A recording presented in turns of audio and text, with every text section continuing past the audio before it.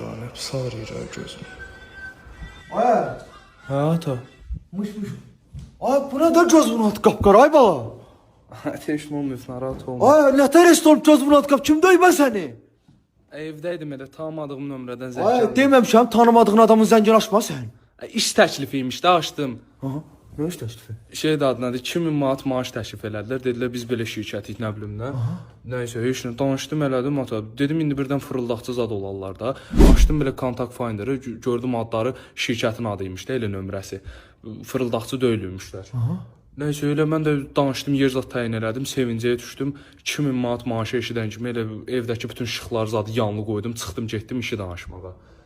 Şey də adına, elə ora çatan kimi şey də iş deyilmiş də, köhnə qız söhbətiymiş, qızın xala oğlanlarıymış.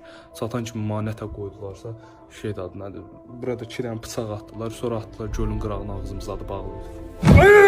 Ata narahat olma, danışmışam özləri ilə. Ay bala! Hayda, əlini qana bulama ata, narahat olma, danışmışam.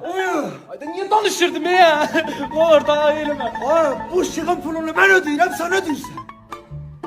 Ha? Məsələn sən ata. Ha? Ay bala, bu da evden çıxırsam xaraba. Elini at da, söndür da, ne söndür? Deyirəm 2 dənə bıçaq atdılar mı? Ay sen ağzını atlatın, ağzını. Bu işığın pulunu ben ödeyirəm. Ay yanına niye koyursan bu?